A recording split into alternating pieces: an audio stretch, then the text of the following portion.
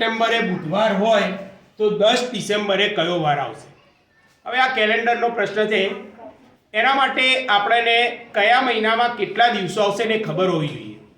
હવે જુઓ, એના માટેની શોર્ટકટ મેથડ છે જાન્યુઆરી, ફેબ્રુઆરી, માર્ચ, એપ્રિલ, મે, જૂન, જુલાઈ, ઓગસ્ટ. આ તો મેં કીધું, પણ જે ટેકરાવાળો ભાગ છે 31 દિવસ અને ખાડાવાળો ભાગ છે 30 દિવસ.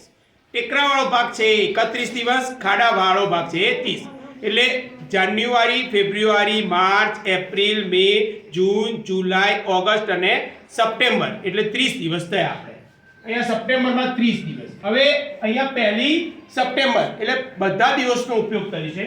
ઓક્ટોબરમાં આવશે 31, નવેમ્બરમાં આવશે ફરી પાછા 30 અને ડિસેમ્બરમાં 10 ડિસેમ્બર લીધી છે. એટલે ટોટલ 30 દિવસ નહીં લેવાય, એમાં ફક્ત 10 દિવસ લેવાશે. એટલે અહીંયા 10. હવે આ બધાનું ટોટલ કરીએ તો અહીંયા 1 3 ને 3 6 ને 3 9 ને 1 10 એટલે કે 101. હવે 101 ને આપણે અહીંયા 7 વડે ભાગીએ તો જ્યારે 101 ને 7 વડે ભાગીએ તો પહેલા 7 એકા 7, 3 વધ્યા એટલે 31, 7 4 28 અને અહીંયા શેષ વધી 3. આ જે શેષ છે એ શેષ આપણે બુધવારમાં ઉમેરી દઈએ. એટલે કે બુધવાર +3. હવે બુધવાર પણ +3 કરીએ એટલે ગુરુવાર, શુક્રવાર અને શનિવાર. એટલે કે